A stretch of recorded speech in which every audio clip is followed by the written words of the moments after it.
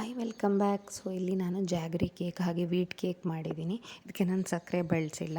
So ಹೆಲ್ದಿಯಾಗಿರೋಂಥ ಒಂದು cake ನೋಡಿ ಎಷ್ಟು ಟೆಕ್ಸ್ಚರ್ ಚೆನ್ನಾಗಿ ಬಂದಿದೆ ಅಂತ, ಸೂಪರಾಗಿ ಬಂದಿದೆ. ಸೊ ಈ ಥರ ಕೇಕ್ ನೀವು ಮಾಡಬೇಕು ಅಂದರೆ ಈ ವಿಡಿಯೋನ ಪೂರ್ತಿಯಾಗಿ ನೋಡಿ. ತುಂಬ ಈಸಿಯಾಗಿ ಮಾಡಿದ್ದೀನಿ ನಾನು. ನೋಡಿ ಎಷ್ಟು ಸಾಫ್ಟಾಗಿ ಬಂದಿದೆ. ವೀಟ್ ಫ್ಲೋರಲ್ಲಿ ಜಾಗರಿ, ಅದು ಬೆಲ್ಲದಲ್ಲಿ ಮಾಡಿರೋಂಥ ಕೇಕ್.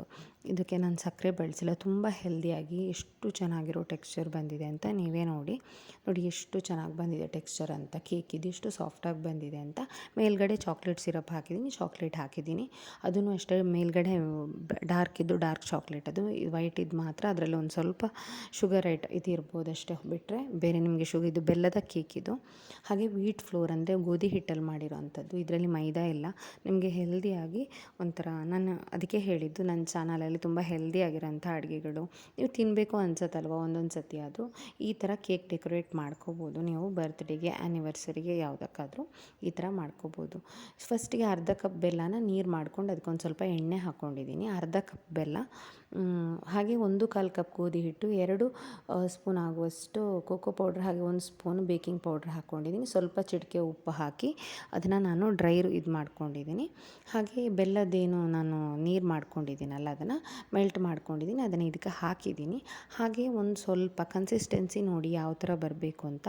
ಕನ್ಸಿಸ್ಟೆನ್ಸಿ ನೋಡ್ಕೊಂಡು ಹಾಲು ಹಾಕ್ಕೊಂಡು, ಅಂದರೆ ಕೆನೆ ಬರಿತ ಹಾಲನ್ನೇ ಹಾಕ್ಕೊಳ್ಬೇಕು, ದಪ್ಪ ಹಾಲನ್ನೇ ಹಾಕ್ಕೊಂಡು ಮಿಕ್ಸ್ ಮಾಡ್ಕೋಬೇಕು. ಕೇಕ್ ಬ್ಯಾಟರ್ ಕನ್ಸಿಸ್ಟೆನ್ಸಿ ಹೀಗಿರಬೇಕು. ನಾವು ಓವನ್ನ ಪ್ರೀ ಹೀಟ್ ಮಾಡಿ ಇಟ್ಕೊಂಡಿರಬೇಕು. ಹಾಗೆ ಮೌಲ್ಡ್ಗೆ ಒಂದು ಬಟರ್ ಪೇಪರ್ ಹಾಕ್ಕೊಂಡು ಅದಕ್ಕೆ ನಾವು ಇದನ್ನು ಹಾಕ್ಕೋಬೇಕು, ಅಂದರೆ ಕೇಕ್ ಇದು ಬ್ಯಾಟರನ್ನು, ಅಂದರೆ ಹಿಟ್ಟನ್ನು. ಕೇಕ್ ಹಿಟ್ಟು ಇದೇ ಕನ್ಸಿಸ್ಟೆನ್ಸಿಯಲ್ಲಿ, ಅಂದರೆ ಇದೇ ಹದದಲ್ಲಿ ಇರಬೇಕು. ಅದನ್ನು ಸ್ವಲ್ಪ ನಾವು ನೇರ ಮಾಡ್ಕೋಬೇಕೆಲ್ಲನೂ ಈ ಥರ ಹೊಡ್ಕೊಂಡು ಗ್ಯಾಪ್ ಇಲ್ದಂಗೆ. ಇದನ್ನು ಒಂದು 20 ನಿಮಿಷ 180 ಡಿಗ್ರಿಯಲ್ಲಿ ನಾವು ಬೇಕ್ ಮಾಡ್ಕೋಬೇಕು. 20 ನಿಮಿಷ ಆದಮೇಲೆ ತೆಗೆದು ನೋಡಿ, ಮತ್ತು ಒಂದು ಸ್ವಲ್ಪ ಬೇಯಬೇಕು ಅಂತ ಅನಿಸಿದರೆ, ಅಂದರೆ ಟೂತ್ ಪಿಕ್ಕೋ ಚಾಕು ಏನಾದರೂ ಹಾಕಿ ನೋಡಿ. ಬೇಯಬೇಕು ಅನಿಸಿದರೆ ಮತ್ತೊಂದು 10 ನಿಮಿಷ ಬೇಯಿಸ್ಕೊಳ್ಳಿ. ನಾನು ಹಾಗೆ ಬೇಯಿಸ್ಕೊಂಡೆ. ಹೀಗೆ ನೋಡಿ ಎಷ್ಟು ಸಾಫ್ಟಾಗಿ ಬಂದಿದೆ ಅಂತ.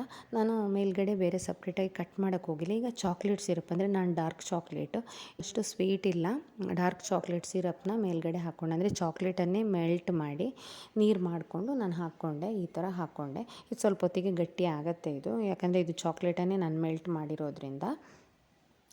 ಹಾಗೆ ವೈಟ್ ಚಾಕ್ಲೇಟ್ನ ತುರಿದು ಹಾಕ್ಕೊಂಡಿದ್ದೀನಿ ನೋಡಿ. ಈ ಥರ ವೈಟ್ ಚಾಕ್ಲೇಟ್ನ ಡೆಕೋರೇಷನ್ಗೆ ಅಂತ ಹಾಕ್ಕೊಂಡಿದ್ದೀನಿ. ನೀವು ಬೇರೆ ಯಾವುದೇ ಶೇಪ್ ಇದ್ದು ಮೌಲ್ಡ್ ಕೂಡ ಯೂಸ್ ಮಾಡ್ಬೋದು, ಯಾವ ಥರದ್ದು ಬೇಕಾದರೂ ಯೂಸ್ ಮಾಡ್ಬೋದು. ನೋಡಿ ಈ ಥರ ನಾನು ವೈಟ್ ಚಾಕ್ಲೇಟನ್ನು ತುರಿದ್ಬಿಟ್ಟು ಈ ಥರ ಹಾಕ್ಕೊಂಡಿದ್ದೀನಿ. ನಿಮಗೆ ತೆಂಗಿನ ತುರಿ ಬೇಕು ಅಂದರೆ ತೆಂಗಿನ ತುರಿ ಹಾಕ್ಕೊಳ್ಬೋದು. ನಾನಿಲ್ಲಿ ಮಿಲ್ಕಿ ಬಾರ್ ಚಾಕ್ಲೇಟ್ನ, ವೈಟ್ ಚಾಕ್ಲೇಟ್ನ ತುರ್ಕೊಂಡು ಹಾಕ್ಕೊಂಡಿದ್ದೀನಿ. ಹಾಕ್ಕೊಂಡು ಈ ಥರ ಡೆಕೋರೇಟ್ ಮಾಡಿದ್ದೀನಿ. ಈಗ ಚೆರಿ ಹಣ್ಣಿದ್ದರೆ ಚೆರಿ ಹಣ್ಣು ಇಟ್ಕೋಬೋದು, ಸೀಸನ್ ಆದರೆ ಯಾವ ಥರ ಆದರೂ ಮಾಡ್ಕೋಬೋದು. ನೋಡಿ ಎಷ್ಟು ಚೆನ್ನಾಗಿ ಮೆಲ್ಟಾಗಿ ಬಾಯಲ್ಲಿ ಮೆಲ್ಟ್ ಆಗುತ್ತೆ, ಎಷ್ಟು ಚೆನ್ನಾಗಿರೋ ಟೆಕ್ಸ್ಚರ್ ಬಂದಿದೆ ಅಂತ ನೋಡಿ. ಸೂಪರಾಗಿ ಬಂದಿದೆ. ಈ ಥರ ಡೆಕೋರೇಟ್ ಮಾಡಿಕೊಂಡ್ರೆ ಸೂಪರಾಗಿರುತ್ತೆ ಆ್ಯಕ್ಚುಲಿ.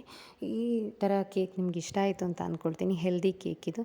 ಸೊ ನೆಕ್ಸ್ಟ್ ವೀಡಿಯೋದಲ್ಲಿ ಸಿಗ್ತೀನಿ. ಅಲ್ಲಿವರೆಗೂ ಟೇಕ್ ಕೇರ್.